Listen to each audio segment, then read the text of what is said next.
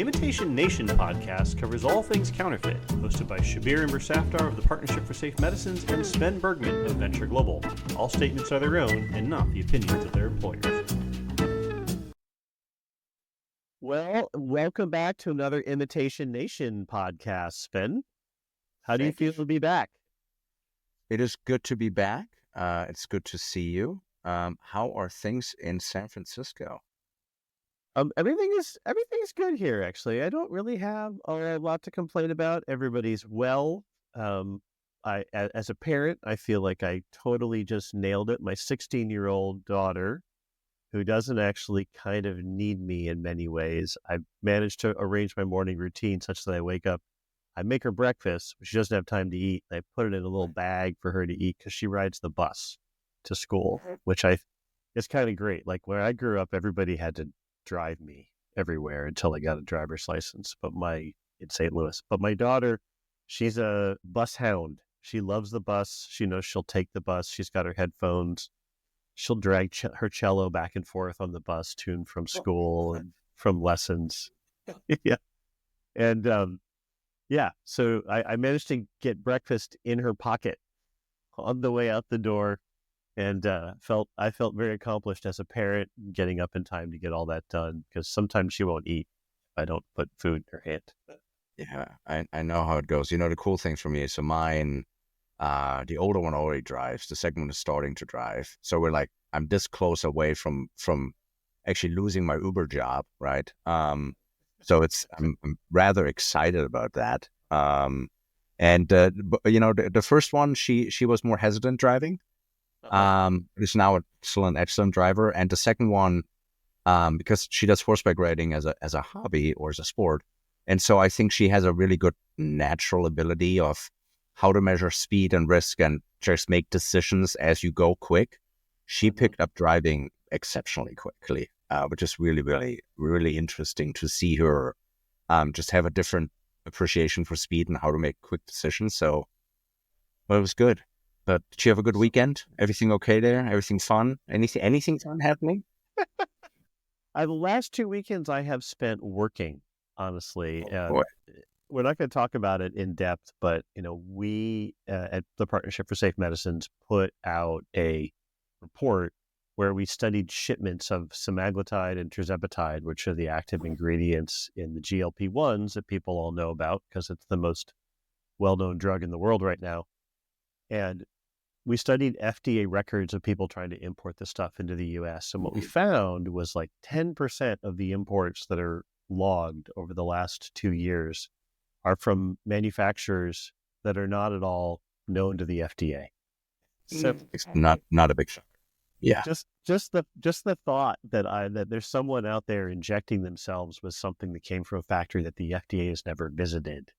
Even seeing that the things that the FDA does visit, they sometimes have very serious problems with and have to shut the factory down or ban them from importing stuff. The stuff that's coming in was appalling. There is one, I'm not going to do the whole report now because it would be too long, but there is one person who attempted to import semaglutide, claiming that the manufacturing facility was a JW Marriott.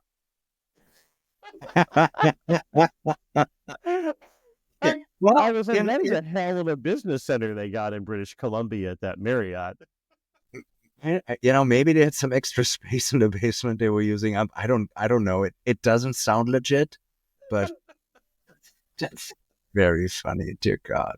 So I will be glad to have a weekend off upcoming, I think, unless news breaks again. Yeah. Oh man, crazy. See, for me, my weekend I enjoyed quite a bit. We actually had a bit downtime, which was great. I came back from presenting to the Wisconsin narcotics officers, a good bunch of folks, and then I had both nights. We had like adult nights, and we were able to have dinner with good friends. And the first night was all professors from Ohio State University. It's like a group of friends and circles we have. And I love being in a room where everybody has like an IQ that's like 100 points higher than me, right? And everybody that rolls in is like 5 PhDs. Yeah. And I love being like the dumbest person in the room and just hearing their conversations and just really smart, well thought out, sophisticated, just really good thinkers. Was such balm for my soul to kind of listen to that. And then the same next day, we had very, very good friends of ours as well, and had fantastic dinner. Actually, a new restaurant in Columbus, which almost felt like a New York style steakhouse. It was very, very good. So I rejuvenated a bit over the weekend, which was nice. That's awesome. Well, I hope you didn't have any counterfeit wine, because we've heard about counterfeit wine. We've heard about counterfeit cigars. I've actually seen counterfeit cigars, and I'm hinting about the story that I want to bring up this week, which is that there's a dispute around counterfeit coffee, and Yeah. I'm not even sure if it's technically counterfeit. I mean, do you ever get a package and you think, you buy something at the store and you think that it's like orange juice, but it says it's just flavored water or something, and you're like, Right. I Or feel it's cheated. Parmesan cheese and it's basically wood shavings. Yes. 100%. And you look on the label, Yeah. and it's illegal because they said cheese flavored wood shavings on it. So Right. I think it's called cheese product that makes it like not cheese. Yeah. Well, so Reuters just did a story about a vendor that is selling a product with Brazil in the name, but it doesn't actually have any Brazilian coffee. And of course, the Brazilian coffee industry works very hard. Their coffee, in fact, costs more than other coffee from other countries, except maybe Colombia, I suppose. And they're claiming that this is a counterfeit. And the package that they're specifically complaining about has Brazil in the name, but if you look in the small print, it says artificial coffee flavor. I will say the moment at which I spit out my coffee as I was reading the story was when the CEO of the company selling it said, and I quote, "We never said it was coffee." Wow. Wow. We never said coffee. It costs about a third of the price of Brazilian coffee, and the CEO said that they were making it to meet the demands of consumers who are suffering from high coffee prices from Brazil. Sufferers, by the way, is doing a lot of work there that may or may not be valid. Yeah. So I promised you I would reach out. So I have a good friend who actually runs a very large coffee grower, distributor, etc. in Germany, right? And I called him up and I said, "Hey, listen, I got this article about, kind of fake or counterfeit coffee. Is that really a thing, right?" And his reaction was like, in German was like, "So ein Schmarrn." He's like, "Complete bullshit." And then I gave him the article and he looked and he's like, "Oh yeah." He's like, "That exists where it's not counterfeit coffee, like that's not it, but yeah, people will put filler in." And he said, the fillers, especially with coffee prices escalating as much as they have and continue to, we're like at a 2-year high on coffee prices. He said yes, folks will do exactly that and kind of in fine print and say that. Plus, the other thing he actually told me, and I found that really interesting, which fits our podcast that focuses on what folks do with crime. He said what's really up is theft. So once the growers pick the beans, have the beans ready, have them roasted, have them ready to be transported somewhere, a bean is a bean, right? But a truck full of beans is a very valuable thing.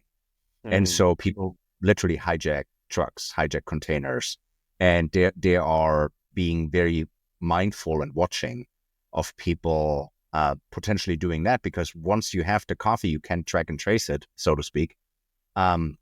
And then you sell it as your own coffee to actually an actual roaster and distributor. And he said he's working on ways to make sure that he doesn't get infiltrated with, stolen coffee that was taken by somebody and being resold. So, and if you, think about how expensive coffee is now, it can be quite valuable if you hijack a truck full of beans. So, it's very interesting.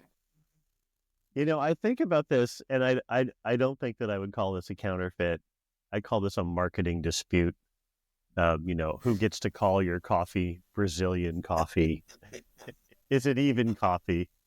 Right. But I mean, right. I remember when I first met a man back when I lived in DC who whose job after he retired from the State Department was helping different countries, especially and industries, work through the WTO to protect their globally known products. Yeah. So Parma ham, the Parma ham industry was his client, and Parma ham has to come from Parma for it to be Parma ham, the same way that champagne has to come from that region in France. And I didn't think this was all abstractly interesting to me until I was actually, one of my wife's and my first dates before we got married was at this place that makes port in Napa. And they told me, we're not allowed to call it port anymore because port has to come from Portugal. And we got sued at the World Trade Organization because we don't qualify. And so I don't know what they call it now. I still call it port myself, and it's delicious and it's locally made. So I'm happy to support them. So Sven, what is a story that you saw this week that you wanted to bring up? And by the way, the WTO trademark, I was knee deep into that in 2010 for a bunch of folks. We were part of the EU trade negotiations that was dealing exactly with that. And what all can be, there's a ton of folks that have a very vested interest in making sure that Parmesan only comes from Parma. And there's a very, very, very vested interest for everybody to do this. Anyways, so story for me, really interesting. I'm going to take it a different spin. But so we found an interesting case. It was investigated by Homeland Security Investigation, so HSI. It was prosecuted by the U.S. Attorney's Office out of the Southern District of Illinois in East St. Louis, Illinois. And they had investigated a woman who now pled guilty to selling counterfeit designer goods and cosmetics. And the woman, after 2 years investigating her, prosecuting her, pleaded guilty to trafficking in counterfeit goods, which she sold across various social media platforms, especially Facebook groups. And so that's kind of what I want to focus on. Two things here. One of them is not the run-of-the-mill counterfeits, because there was all kinds of brands in there. So there was well-known trademarks like Victoria's Secret, Kate Spade, Under Armour, Nike, but there was also really high-end and well-known cosmetics like Estee Lauder, L'Oreal, Christian Dior perfumes. That was all in there. And when you talk about counterfeit goods, that's obviously, there's always a harm. There's always a downstream to what it is. But when you talk about cosmetics, right, things that you put on your skin, or potentially like a lipstick, what's very close towards ingesting, there can be real harm there. And folks have had all kinds of, negative reactions to this. And actually the AUSA, who prosecuted the case, said it correctly: fake cosmetics pose significant health risks for consumers and harm unsuspecting shoppers who believe they're getting the real product.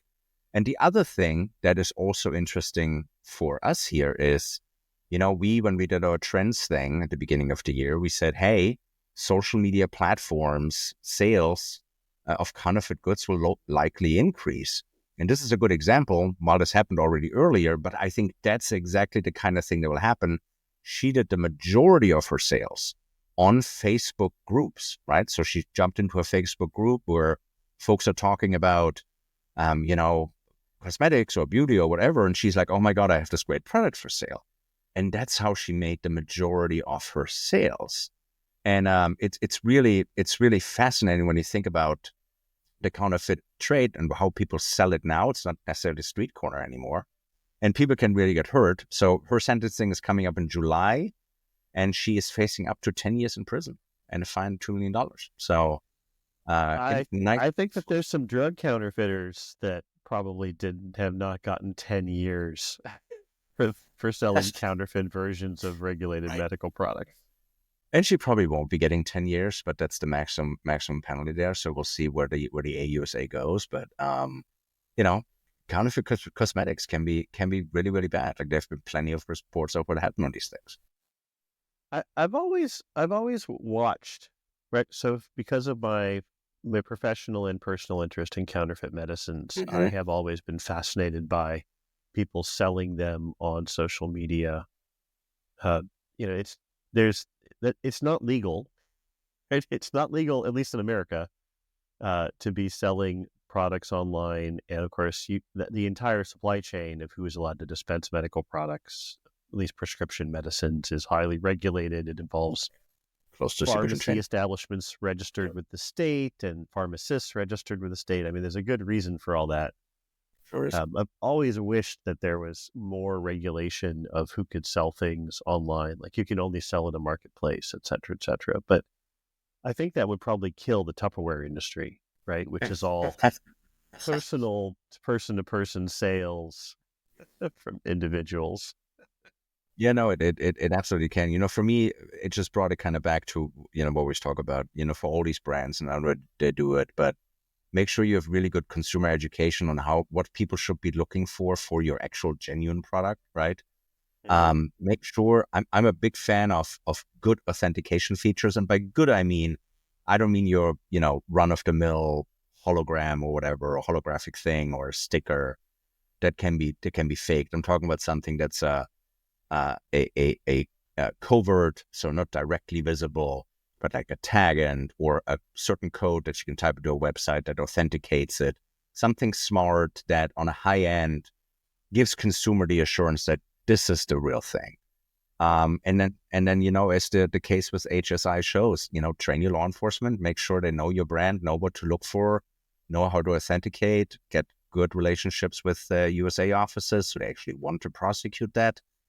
Explain to a USA office why there's harm, real harm, from products being counterfeited. And the more you can show them that there's real harm, you'll get results. So, and then the last thing is you always say for consumers, right? If the price is too good, it's probably too good. It's probably fake. If the perfume is supposed to cost $300 and somebody says, ooh, I had an extra supply for $50 a bottle, it's probably not the real thing. It just keeps coming down to this. But, I know. you know, online is not the only thing that's happening. You, I think, have been finding a massive case somewhere, right? Where it's like good old street sale kind of situation. Yeah. Well, you mentioned it's not a street vendor, and all I could think of was actually that's what I want to talk about next. Is Oh yeah, street actually got vendors. one. You're like, So hold my beer. there's everybody who's been within 100 miles of New York, and I lived in Brooklyn for 5 years, so this is all part of being a local, knows that Chinatown, Canal Street, Mott Street is full of street vendors who have fake products, mostly fake luxury handbags, but you'll find fake sneakers, fake sunglasses, fake Apple products, right? Everybody remembers the story of the entire fake Apple store in China. Well, the products, someone had to make the products first before it was worth it to make a fake Apple store. Yeah. All of that stuff can be found in Chinatown with guys that just walk around with a folding table and a chair and a couple of cardboard boxes full of goods. And sometimes they just use a blanket and they set the products down on a blanket. And the idea that you're getting a $15,000 Birkin bag that's sitting on a blanket on Canal Street in New York is hilarious if you think about it. Like, I think most folks know that these things are fake. Like same as you, I lived in New York. You walk by them and, you know, it's not Gucci, it's like Gachi. You know, there's slight misspellings and all kinds of stuff. So sometimes. Right. So NYPD, I guess, was like, okay, we're annoyed by this. We're going to clean this up. And they managed to, I presume by busting street vendors first, they managed to find their way to one of the supply warehouses and managed to raid it. They didn't, I don't remember if they actually got anyone arrested, but they said it was a 3-room apartment, right? So it was a residential apartment being used for crime. And it was their warehouse. And they said they found over $40 million in just a 3-room apartment worth of fake handbags, Apple products, sunglasses, sneakers, and everything else in that one place. And I was just stunned at the amount of money that much like your truck full of coffee beans that was ensconced in this little like studio apartment. Yeah. No, you know, but when you flagged the story when we prepped for this week's pod, I was like, how is this still a thing? Like, to your point, I lived in New York at this point like 20 years ago, and under Giuliani, he actually enforced rapidly against it. And so all these street vendors started to be, you know, pushed out and pushed away because he wanted, for Chinatown to be safer. Actually, interesting thing is the comment from the NYPD commissioner was exactly that. He said, we think this is a huge quality of life issue, right? So the quality of life with the crime, with having these peddlers there, is an issue. So we want our quality of life back. They want to be able to walk down a city block without being accosted by vendors. So they look at it not just from the crime, but also kind of the quality of life it brings. And for me, again, take it a little bit to the future here. For me, that is happening on social media right now. Like, I want my quality of life on Facebook back. I want my Facebook back. Here's what I mean. The amount of posts I get, or in groups where folks jump in and try to sell something, and you then have to parse out, is that real? Is that fake? What is that? I actually fell. I admit it. I fell. I'm in a Indiana University alumni group, and somebody that posed to be a graduate friend of ours, they hacked their account. She then jumped on like, oh my God, I'm organizing our alumni get together to do this. I'm going to sell some merch to make sure we have a great party, blah, blah, blah. Was selling sweaters and hoods and all of that, all Indiana University gear. And I was like, yeah, I'm in, love the university. And so I bought all this stuff, right? Wait, did it actually arrive? It arrived. It was the worst quality of material I've ever seen. So talk about stuff I probably shouldn't put on my body. And then I contacted my friend and I'm like, hey, listen, why did you sell such crappy goods? And she's like, that wasn't me. And so, and to your point, like I'm working the space and I still got duped by this because they hacked a friend's account and made it look legitimate enough. And so that's a deep fraud. That's a super deep fraud. So it wasn't just me. It was a bunch of my classmates as well, who got hook, line, and sinker. And we thought we're doing a good fundraiser to throw a nice reunion for our 25th or whatever's coming up. And nope. And so again, I want my Facebook back, right? And so when you look at NYPD, they looked at a 3-bedroom apartment and said, this is not okay in a 3-bedroom apartment. The same on Facebook, the same on Instagram, the same on Snapchat, the same on platforms that sell stuff. All of these platforms should not be okay with criminals being on their platform and saying, we need to enforce against and actually work with law enforcement and allow raids and shut these stores down more and all that. So I want my Facebook back. I'm telling you, I want my quality of life on Facebook back. Well, we could have a longer discussion about Section 230 immunity for online platforms that prevents them from caring about crime happening on their platform. But that is, as you know, a California judge debate. A California judge ruled that Section 230 doesn't apply for Snapchat on a certain case that's moving through there right now. So it'll be interesting. And yes, that is definitely a much more in-depth discussion that we should have.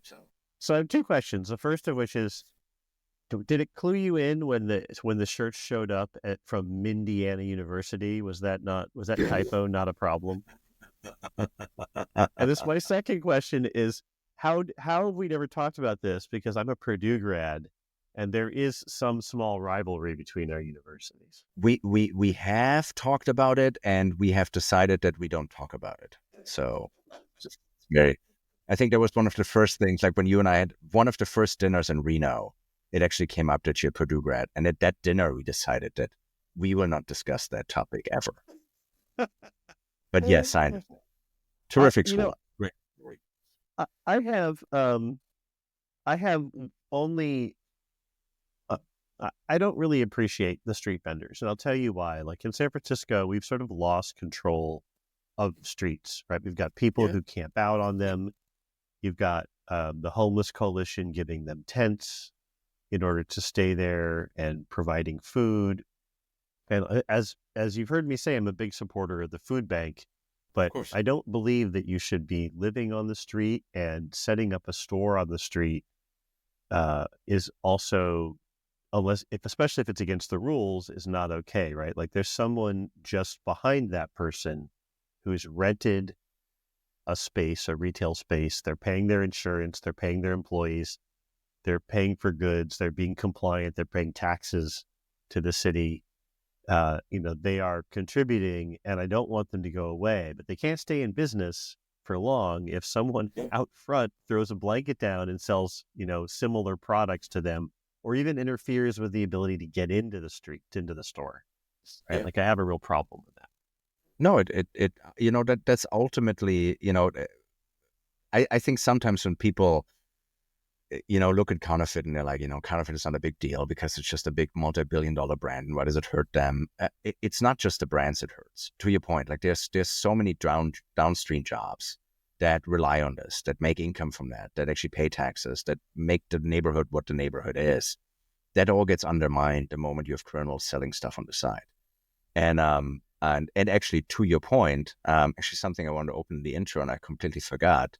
But talking about things that, undermine existing business, right? In the last podcast, we briefly talked about how DEO in China quickly or briefly shut down de minimis parcels coming in from China, right? So since then, there has been a lot of pushback or constructive feedback by folks saying, whoa, wait, we can't just shut all this down. Yeah. And so a week ago or so now, the White House reclarified and said, okay, fine, basically. De minimis from China can come in for right now. And it's literally written as like we're gonna allow it back in for now, but you have to fix this and you have to fix this quick. That's basically the message they had, and said, you have to figure out a way how you can collect duties and tariffs in the de minimis environment. And you got to figure it out quickly. If not, we'll just shut it down. We don't care. And it's really interesting. So basically, there's a stay of execution briefly on this, but it's happening globally.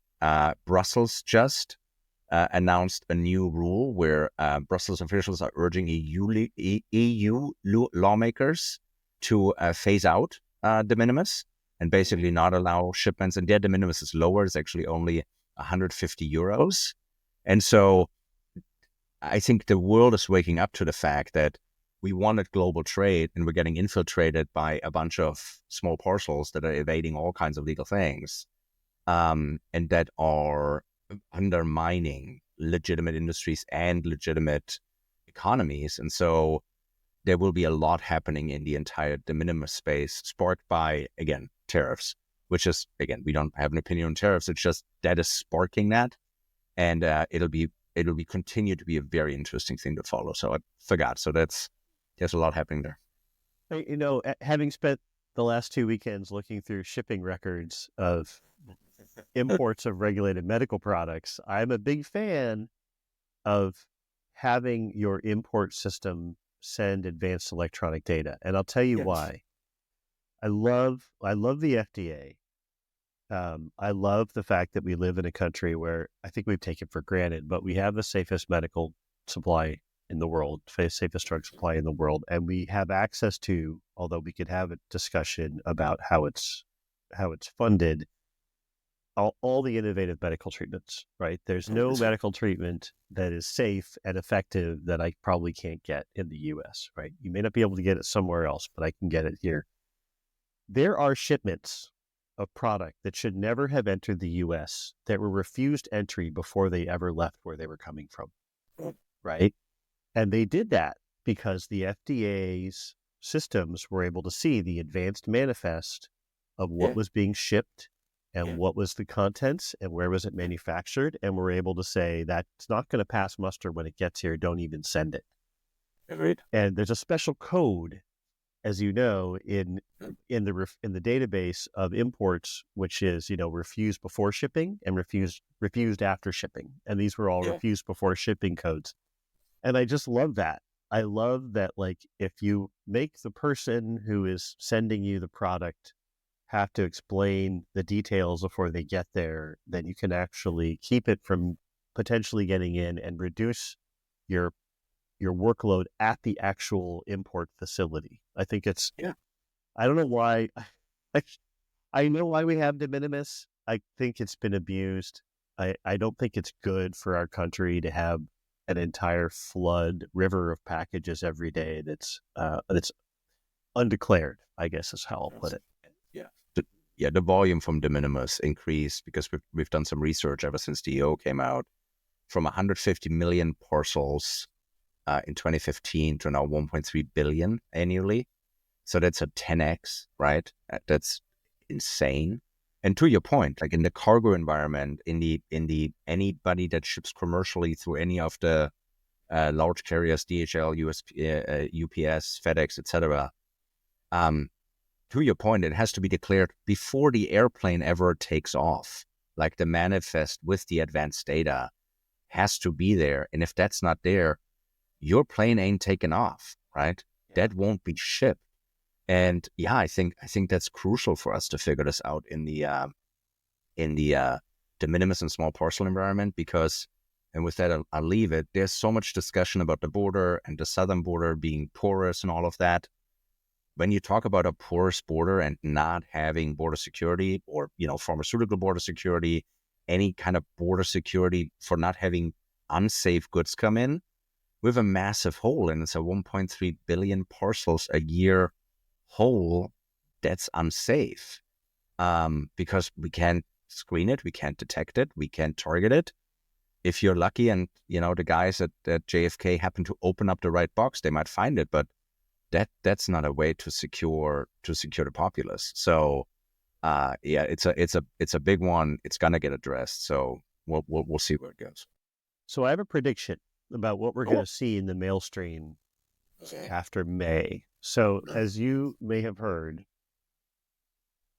the FDA declared that semaglutide, which is the active ingredient in Ozempic, is no longer in shortage. And they gave the compounding pharmacies until April or May, depending on which regulatory structure they follow, if they're state board of pharmacy or FDA regulated facilities, that much time to off-ramp, right? So patients now have 2 months, 3 months in which to work with their doctors, work with their insurance company to try and move to a branded product. Because the compounders can't make copycats of Ozempic anymore, or they won't be able to after April. I think we're going to see a flood of fake Ozempic. Like, we're already getting a lot of it. I think it's going to take an uptick probably starting now, right? I'm actually already seeing people selling retatrutide-based products illegally, and that it doesn't even have an FDA approval to be sold to the public yet. So I think that we're likely to see a lot of fake Ozempic pens take a big spike starting between now and especially after April or May, because people will think, well, my insurance company doesn't cover it. I can't get it compounded. But this medicine's really important for me. I'm losing a lot of weight, and I've, spent my whole life trying to, and so I'm going to go online and buy it from some sketchy vendor. Right, and it will be sketchy, and it will come in a small parcel, and it will be undeclared, it will be de minimis, and it will be called socks, right? And unless the customs guy happens to run it through an x-ray, says this doesn't look like socks, opens it, has the time to seize that, there will be a ton of it coming in. If you imagine, if only, 1% of 1.3 billion parcels is counterfeit, semaglutide, Ozempic, Wegovy, you name it, right? You're looking at, 13 million parcels. That's just 1%. That's a breathtaking amount. Yeah, you could have a real serious national health problem with 13 million sketchy parcels. 100%. No, so good. Well, we didn't talk about it, but we'll talk about it next week also. There was fake Ozempic found in an Arkansas pharmacy a couple weeks ago. Ooh, let's leave that as a cliffhanger for next week. I think that's a good one. Yes, that will be a cliffhanger. The Imitation Nation podcast is a production of Cause Stories and is the sole owner of this production. Podcast production by Elizabeth Rude. Podcast management by Sarah Imber Safdar. Theme music written by Jonathan Boyle.